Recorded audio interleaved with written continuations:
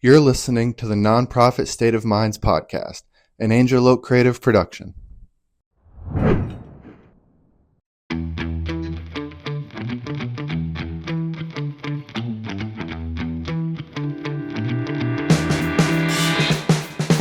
Hey everybody, David Chatham here with Angel Oak Creative. Welcome to the latest episode of our Nonprofit State of Minds podcast. We're continuing our successful string of amazing guests, if I do say so myself. Grateful for all the guests that we've had. And today we've got an author, we have a consultant. We have a former NASCAR racing professional, not a driver, but NASCAR racing professional. And it's all one person. It's Hardy Smith. So, Hardy, welcome. David, thank you so very much. And I'm looking forward to visiting with you and everyone in your audience on the Nonprofit State of Mind podcast. This will be fun. Well, I hope so. I hope it's not painful that we try to avoid that. So, well, thank you for being here. You know, we connected like a lot of our folks do on LinkedIn. We kind of found out that we had some mutual folks in common and also had some similar insights and viewpoints, and maybe some we don't always agree on either, but look forward to kind of exploring that. Tell us a little bit about how you got to going through the NASCAR world and now becoming an internationally acclaimed author and speaker and all of those things. Well, David, thank you so very much. Now, how much time do we have this afternoon? Sure, we're shooting for about 30 or 40 minutes. Yeah. Not that time to give the full sort of condensed version of it all of the Hardy journey. Well, Yeah. thank you. Give us the Reader's Digest version for those who might remember the Reader's Digest. Absolutely, absolutely. I am a native of Talladega, Alabama, home of the big track, Talladega Nights, Ricky Bobby, all of it, and had the opportunity after coming home from college back to Talladega, wound up working at the Speedway. And that was just a great opportunity. And after a few years being at the Speedway, had the opportunity to move up to the big leagues, the corporate operation for NASCAR and International Speedway Corporation in Daytona Beach. And I was in the world of NASCAR racing for about 30 years. Wow. And just great experiences there. And I was working across the country and working with community organizations, chambers of commerce, different associations, nonprofits, is working within the scope of my particular realm. So it was a lot of fun, and I knew one day I would have an opportunity to take all those many very special and unique experiences and apply those for a situation of my own. Yeah. And so when I had an opportunity to create my own consulting business and professional speaking business, I set out to do that. The nonprofit world, the world of doing good, community service is all in my family's DNA. So that was a natural gravitation for me to go from NASCAR is very much a for-profit world, Yeah. but to be able to go from that world to the nonprofit world, and then all the skills and experiences and the learned behavior, conditioned behavior, all of that has translated very well in my work to work with nonprofits. Well, talk a little bit about just what that your time in the nonprofit sector, what does that look like? What areas have you focused on, and what are the things that you've seen that you found important and worthy of focusing on? David, my chosen lane to travel down is that of board engagement, board performance. Yeah. And I've just been on a quest for a number of years to answer the question, why don't board members do what they're supposed to do? Yeah. And that, from what I hear as I travel across the country, that is definitely a number one pain point that keeps nonprofit professionals up at night. Yeah. So I've been on a quest to find answers why they don't do what they're supposed to do, and then provide the solutions to help make the pain go away, if you will. Yeah, which is real quick. We'll mention your book. Stop. I think it's Stop Blaming the Board. Is that right? Stop the nonprofit board blame game. Yes. So we'll get into that a little more deeply, but I think some people would argue that it's all the board's fault. So we'll we'll dig a little deeper into that. What what is the challenge? Why are boards, why, and again, not blaming the board, but why are issues around boards seem to be so difficult? Why are they such a universal issue among nonprofits? Well, from my research, which is all based on asking the opinions for answers on that question from board members. Yeah, That's where my focus has been on. Okay, sure.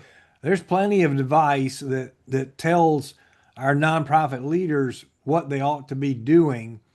And it kind of comes from the standpoint of the nonprofit professional. And okay, that's one approach. And my approach, I believe, is a little bit different, or has proven to be different. And that's what I wanted to do. And the research ultimately did translate into the book, which is being very well received. And I'm appreciative of that. But David, it's to share the board member perspective. Yeah, So I asked the question, why don't you do what you're supposed to do? What is it that once good board members are experiencing that's turning them off? yeah, And they shared that with me. And then when the responses from my research work started coming in, it's clear that there are two different opinions on all of this. sure. As you suggested. Um, so and I think a lot of the problems come from assumptions, assuming Yeah, what a board member is supposed to do or not do. yeah, And it's having that assumption and never having the conversation to get clarity on expectations, if you will, with the board member. And let me add to this, David, having the conversation to communicate expectations and then stop talking and make sure you're getting listen for acceptance. yeah, Because me telling you what it is you're going to do and you not responding back, yes, you agree you will do that. Have you agreed to do anything? right. So that's where a huge problem comes from. And so the expectation, and not taking time, David, to listen to what the board members' expectations are Yeah, for serving on your particular board. And what happens then, David, if there's just not agreement? yeah, Um, do you continue to push to get that person on your board? Or do you say, thank you very much for your interest, and it's probably best for both of us that we just have our different opinions and just move on. yeah, So that's one of the challenges that I see, or the situations that I see that exist in way too many nonprofit organizations. yeah. I mean, it almost, I mean, going back to your NASCAR roots, right? It's like the pit crew and the driver not talking to each other, right? Totally. I mean, you can't, Totally. how, if you, and again, I'm not a NASCAR expert like you are, but my guess is that if the driver can't communicate what's going on with the car and all those things, right, that the pit crew isn't going to be able to respond and help solve those problems. And if the pit crew isn't communicating what the driver needs to do to perform better or do whatever, then they're not going to reach their highest, expectations either. So, um, You've nailed it. You nailed so, it. uh, we'll talk about that a little bit. What, what do board members, what in your research, what were the things that they felt like weren't communicated clearly or that were, maybe confusing them or not equipping them for success? The key is not having clarity again on what's expected. Yeah. And here's the situation that sets that up, and it's very the results are very predictive. So and here's why the situation exists. Um, one of the first things I suggest to organizations is to start at the beginning. Recruit board members with purpose and Mm, process. yeah. And by that, And I it shouldn't mean just be about how much money they can donate. being in, and I'll touch on that. Thank you. Being intentional about it. Yeah. And what happens is I know every nonprofit professional that are listening in to the podcast today, and thank you all for being here. There's going to be a whole lot of them that are saying, Hardy, we're pretty busy people, and we've just, just don't give us anything else to do. Right. Well, okay, how bad do you want a board that's really being positive, productive, and fully engaged? And when it takes Right. a little work, it takes a little effort on the front end. And the situation we have is, let's just say, December is the annual meeting, and that's when new board members are going to come on. And well, you know that 12 months in advance. So let's just say David and Hardy's terms on the board are going to expire. Thank you to both very outstanding board members for participating. But we know in advance when their terms are going to expire, right? Well, um, so would it make sense if before whenever the nominations committee is going to report out and you have elections, new seats to the board, new individuals to the board, say maybe that happens in October and before the annual meeting in December. Well, so okay, you just had the annual meeting in December, so now January. Well, January is the first of the year, and Yeah. everybody's still trying to catch up, right? Annual reports, and it's Yeah. all that the budget has to be fixed, and it's just busy. And then, well, there's February, and that's Valentine's. Well, February is a short month anyway. You don't have much time there. In March, well, March is spring break, and everybody takes, school holidays and time out of school, and you're just kind of enjoying the spring and spring vacation time. And then, April, May, and that's, well, you're getting ready for summer. And then June, July, and August, well, that is summer. And Yeah. now you're having family vacation time. It's just hard to get time to get people together. We can't get the board together. It's just rough. And well, then all of a sudden September, and you know what September is? September is the start of college football season. And so, no one has time to think about board members in September. Yeah. October's Halloween, and guess what November is? That's when you're going to have elections for the new seats that are going to be filled in December at the annual meeting. And you're So there also hasn't been focused on any work at fundraising. all. So you get to that October meeting, and wow, does anybody know anybody who could step in and take the place of Hardy and Dave? They're going to be hard shoes to fill there, but surely somebody knows somebody. And oh well, I know somebody. Let's see, maybe she showed up. She was a volunteer at the last walkathon we had. So she's probably would be a great board member. Now, no Yeah. one knows who she is, and they've seen her once. And so, would that qualify her as a board member? Yeah. Well, all too often, all we're trying to do in the sector, regrettably, is we're trying to grab somebody to fill a seat Yeah. without regard to the specifications, the qualifications. What is it that your unique organization needs? Like the what and then the who, but what experience, what talents, all those things that you need your next two board members to bring to the table. Yeah. And having conversations in advance. Here are the expectations. Are we in alignment on the expectations? Are you good with that? Can you meet this obligation? The obligation might be raising money, might be writing a big check, but we don't do all of this. And we do, in too many cases, what I call settle for slot fillers.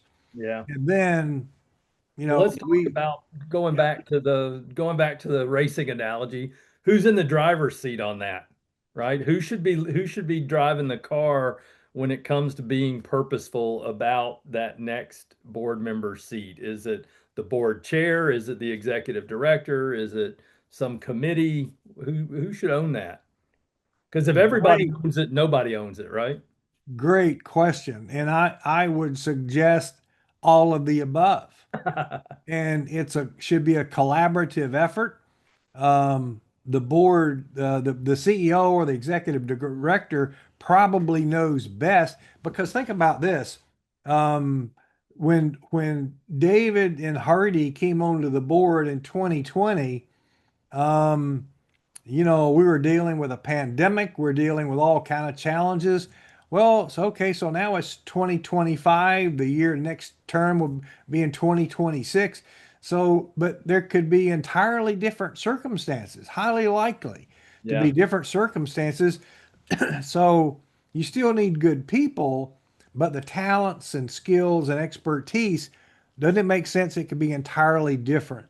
Yeah. And who knows better than the nonprofit professional? Yeah. Now, as far as reaching out and coordinating with the board chair, other board members, certainly have them involved. Yeah. And because if you can recruit from in I like sports, and I'm a believer that in good recruiting, effective recruiting, you've got a nice whiteboard of prospects Right. and always looking at prospects Yeah. and looking into the future and you're ready. So you go to your list of potential prospects. You might be looking at committee chairs. If you use your committees and volunteer roles intentionally, Yeah. it doesn't make sense. You're going to create a farm club for future board members and leaders. Right. So to answer your question again, it's everyone, all the leadership working together. Yeah. And I think that's where a lot of nonprofits are missing the opportunity. They don't have that D League, right? They don't have that development league Right. of committees. And part of it, I'm guessing, is because they feel like it's a lot of work or extra work to manage those. And it's when you've got 20 or 30 additional people on committees or subcommittees that there's some extra responsibility there. And, it just is one of those things that it gets lost in the priorities, right? I would guess that's the Well, and when you think about it, let me just try to share a little tough love. How off base is it that replacing board member succession planning could be misplaced or Yeah, forgotten yeah, or it's not a priority? I'm just going to say that just is not good leadership right there. I'm just yeah, giving you the tough love. That's not good leadership. yeah. We got to do better. Yeah. Now, is this, and I guess getting a little geeky or technical here, should all of this be written in the bylaws about how you handle board recruitment, or is that making it more difficult than it needs to be, or is that a good practice? My suggestion would be that's not an item for the bylaws, Okay. but it could certainly be an item for operational policy. Gotcha. That makes sense. Um, what questions, we probably have board members listening to this as well. What questions should board members ask of leadership, of other board members, of chair, of executive director when they're considering an invitation?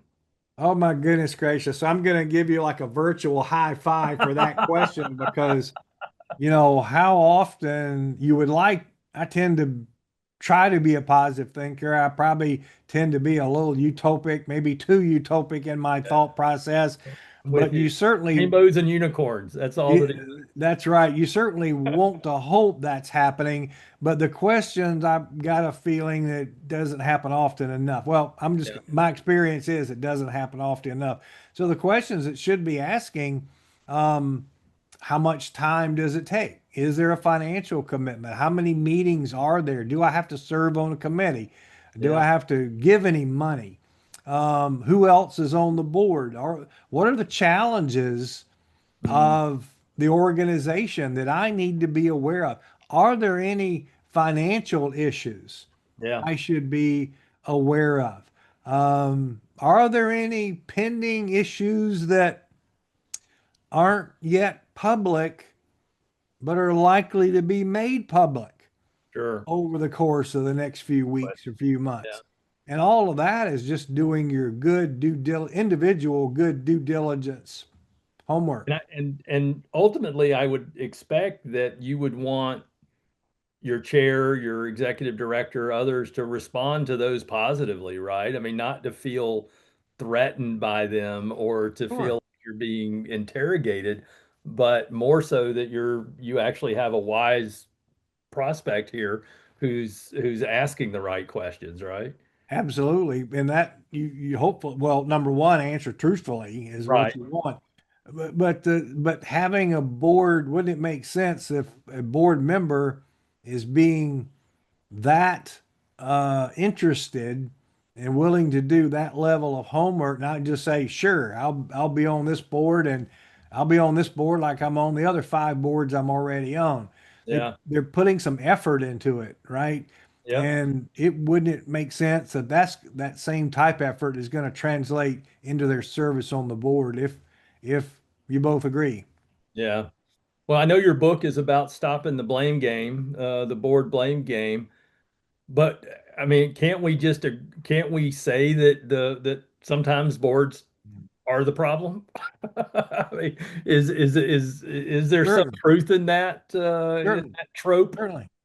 There are times when there are board members who cross the line of responsibility. Now, let's just kind of walk this back to the beginning. Yeah, How does that situation manifest itself? How is that allowed to happen? Was that board member given the benefit of a proper orientation right. as to roles and responsibilities of the board for this particular organization? There's Yeah, over 1.5 million nonprofit organizations in this country. I submit all 101.5 million are uniquely different. A lot of yeah, commonalities, but just because you've been on one board doesn't mean that's the way we do it over here. yeah, So you need the board member. If the board member has not had that orientation, and listen, I don't count. Hey, David, welcome to our board. Here's the notebook, the board notebook. Just read it and let me know if you have any questions. The end. been there, done that. How often does it? Well, you just verified the answer to the question. How often do you think that happens? Yeah, Way too often. So yeah, then all of a sudden, and I don't follow up with you to see if right. you had any questions. What clarity do you need? Now all of a sudden you start crossing the line. You're contacting staff members. You're getting into the weeds of things you shouldn't be doing. Not that it's wrong. It's just that's not where you're supposed to be, and Right. all this thing, and not your lane. Um, And now all of a sudden, well, whose fault is that? Is Yeah. that David's because he's just overeager and Right. he's just wanting to do good? Or is it the fault of leadership, both board leadership and staff leadership, who never explained to David, nope, nope, this here's where you are, here's how you will be of we want you to be of service, and this is what you do, you board and what we as staff do. In your Too research, often there's a oh, go ahead. we create our own problems. Yeah, it's yeah, we built the monster, right? Yes. We did in your research, were you able to determine maybe what percentage of organizations have kind of this healthy board approach, or is that too difficult? I would say anecdotally, our is just the whole sector on fire, upside down with their board relationships? Absolutely not. Yeah. Are there some great boards and board relationships with staff? Absolutely, they're models, and I Yeah. share some examples of those in the book. Yeah. And yes, they're there. But the conversation and all the chat rooms, all the social media platforms, and all the conferences, all the conventions, all the literature, all the books, you know, great boards doesn't seem to be a dominant topic. The big topic is, man, my board is messed up. Can you Yeah, help me? that's funny. So there is a lot, unfortunately, a lot. Yeah. Well, one of the things you talk about is treating the board as a high value asset, right? That, Yes. that they're an important part of the organization. They're not a byproduct or a second, kind of a second second thought. What does that mean when you're talking about treating them? What does that look like when you're treating them as a high value asset? Well, great question. Thank you. And see if this makes sense. You know, typically, if you're, especially if you're talking about a local organization, Yeah. we tend to, we all do we take the easy route. So, okay, Dave, we hadn't worn David out yet as our prototype board member. So David, David's on like five other boards, and obviously he's a good board member because he's on five other boards. So obviously we need him on ours. Okay, so now all of a sudden, David is now on six boards. On average, each one of them meets once a month. That's six board meetings a month, not counting if he's on committees, not counting if he's on the executive committee, Yeah. not counting any special training, not attending special events, uh, just six meetings a month. So all of a sudden, if that's, he leaves from work, goes to the meeting, comes back from work. So that's several hours a day times six times 12. Yeah. All of a sudden, that is a lot of time. Yeah. Individuals who are volunteering today and probably in a community local nonprofit, since the prototype, probably if I ask six nonprofits in the audience in a local community, name me all of your board members, write down all your board members, and then all of a sudden, let's put each of the lists, all 10 lists up on the board.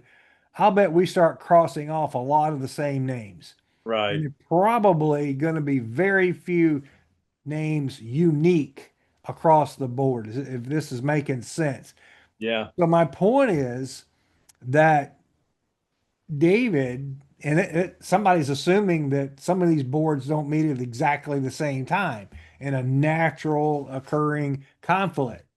David is having to make a choice. Yeah. And because he's on the list that everybody picks from, he's probably a blue chip, five-star prospect that everybody wants, which means what? He's very influential, he's very successful, he's very busy. Yeah. And when he's making a decision to go to each one of those board meetings, he's thinking, all right, is this meeting going to be worth my time? Mm, Am I going to make a difference? Is going to this meeting going to make a difference? Will I have an impact? And yeah. if the answer is nope, I don't see any value, me not being there is not going to move that. It's not going to mean anything. Me being there is not going to move the needle. So you've Yeah. pretty much lost David for your group as it stands. So treating your board members as a high value asset means number one, making meetings matter. Mm, Rethink your approach to how your meetings are structured, not just a bunch of reports from staff that could be done via email or handouts. It's up to them to read them.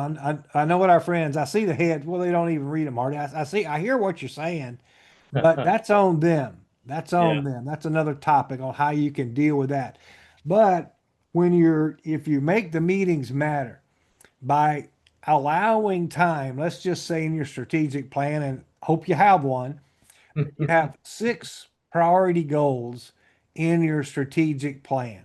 Right. So the math on our monthly meeting, ballpark, every meeting, you could have one of your 6 priority goals up for discussion, up for review. Are we making progress? Do we need to shift? Are there things we need to adjust to, readjust, and focus? So now what you have is real-time strategic planning. Because you have 6 and there's 12 monthly meetings, you could cover each goal twice during the course of a year. And then by the time you come back around to your annual planning cycle, again, you've done real-time planning. You're Right. moving the needle. And so the board members are going to know that meetings are going to be worthwhile attending.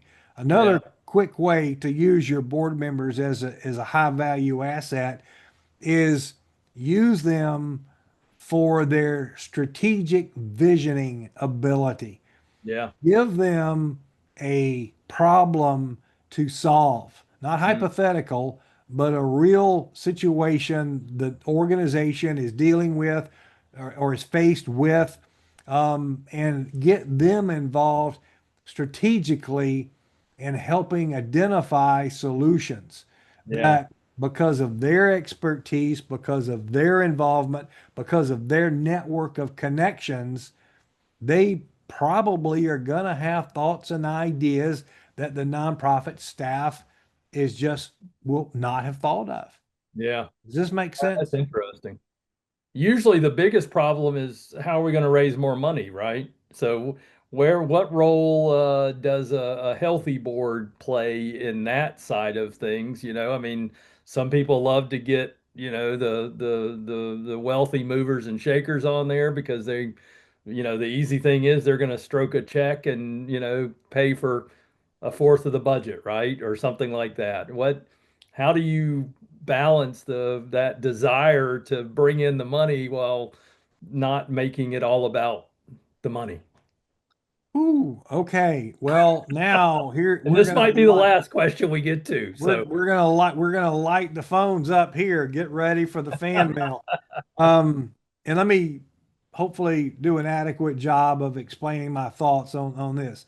This is a real question, so this is really good. This is getting into the meat of a lot of relationships, well, probably every relationship with every board.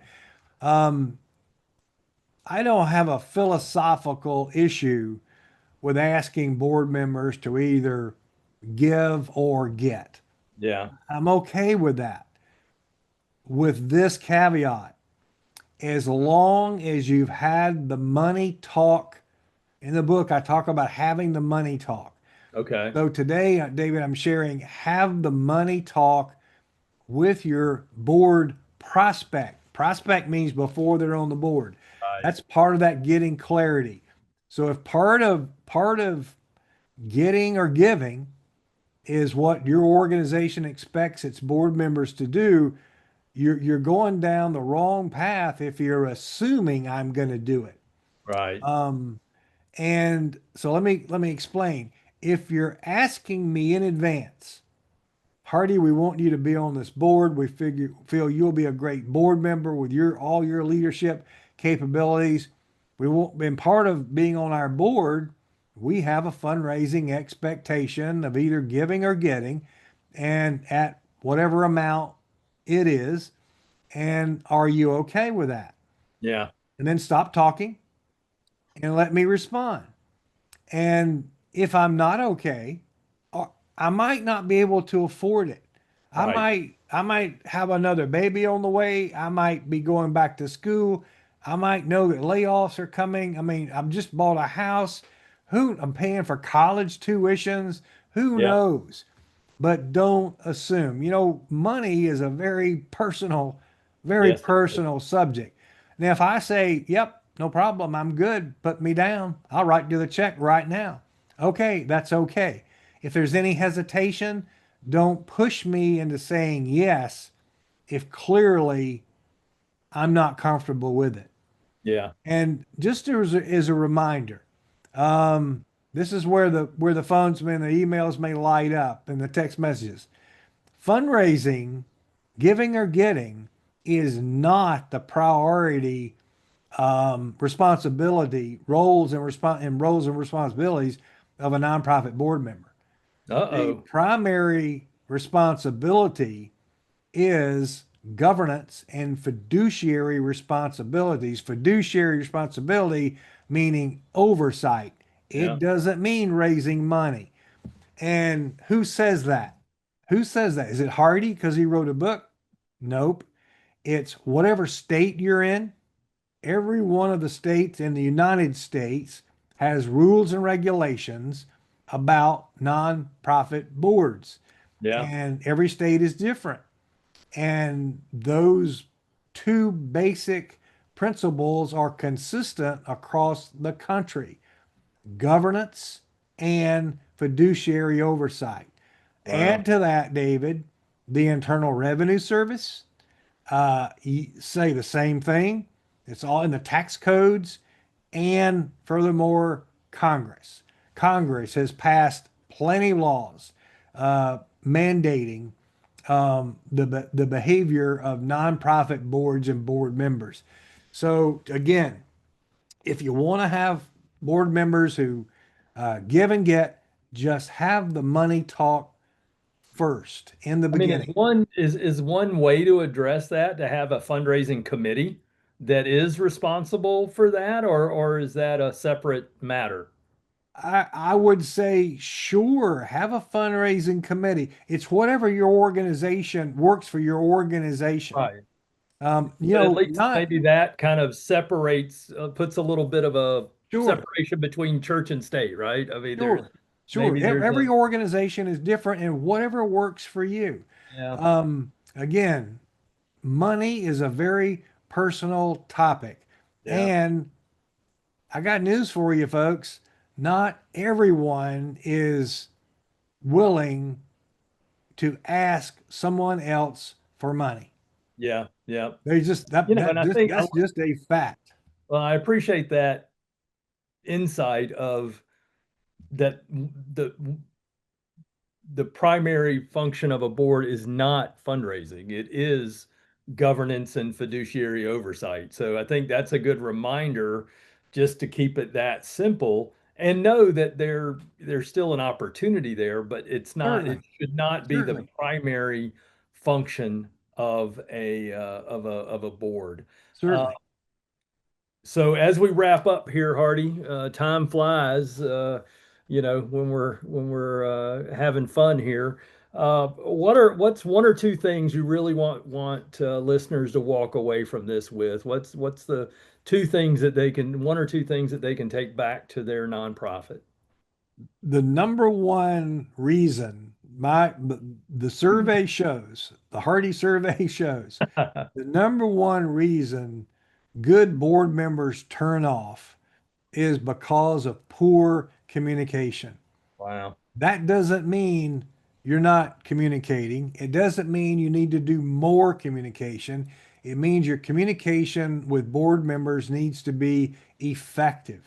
Yeah. Think about this very simply. When I ask an audience, if I'm talking about communications, if it's a class, a session on effective communication, and I ask an audience, David, what's the number one most essential element to a long-term successful relationship? Yeah. Without fail, it's communication. Yeah. And then Yeah. if I ask, all right, what's the most essential part of good communication? Without fail, it's listening. Mm. So communicate effectively with your board members. Make sure you're listening to your board members. And if you're not sure if you're communicating effectively, well, number one, if they're not taking your phone calls, if they're not responding to your text, if they're not opening your emails, not opening the email newsletter, if they're not Yeah. coming to meetings, you have kind of a hint. You Yeah. have a hint. And then just ask them. Yeah. Them, how can you do better? No, that's great. Yeah, and it seems like the simplest thing, right? But it really is truly the one of the most challenging aspects. And that's, I mean, that's not with boards, but that's why people hire Angel Oak, right? Because communications can be a challenge, and it takes time, it takes intentionality, it takes, a strategic approach, and on a personal level, I think that's the same, right? You invest the time, Sure. you invest thought, you invest that listening, which is my, ask my wife, she'll tell you, I'm supposed to be this professional communicator for 30 years now, and I'm challenged at listening. So it's I understand. one of the most difficult difficult traits that is to practice. So well, Hardy, how can people find out more about you, more about your book, your how to engage you as a speaker? Thanks for asking, David. My website is very easy, hardysmith.com. Look at you getting the hardysmith.com URL. When did you buy that? From the very beginning. I know. I bought David Chatham and lost it at one point, and then I got it back. So hardysmith.com. I know you're on LinkedIn, so I know on LinkedIn. Welcome connections. Yeah, you accepted mine, so I'm guessing you'll accept just about anybody. So look forward to expanding the network, right? Yeah. And so great. So they can go on there, learn more about your book, maybe buy your book. Is it available Yes. on your website? Yes. And maybe reach out to you if they want. Now tell me real quick about your speaking approach. Who would benefit from having you as a speaker? Organizations who are looking to have a board retreat, so Okay. like small group type sessions, workshops. I do keynotes Okay. for conferences, conventions, where attendees are wanting to get help with getting the board that they really want. So I welcome those opportunities. Well, good. Well, we'll have to get you up here in North Carolina sometime soon. So Sounds good. Well, good. Well, Hardy, thank you so much. Thank you, everybody, for listening. I encourage you to check out some of our other great podcast episodes. We're midway through season 3, which is hard to believe, but grateful for everybody who keeps listening. And reach out, angeloakcreative.com, if we can be of service. And David at angeloakcreative.com. I'm always available. And on LinkedIn, I'm a LinkedIn nerd, so feel free to reach out to me there. So Hardy, thank you so much for your time, and we look forward Thank you, everyone. Continuing to follow you and get some great advice on how to have more effective boards. Thank you.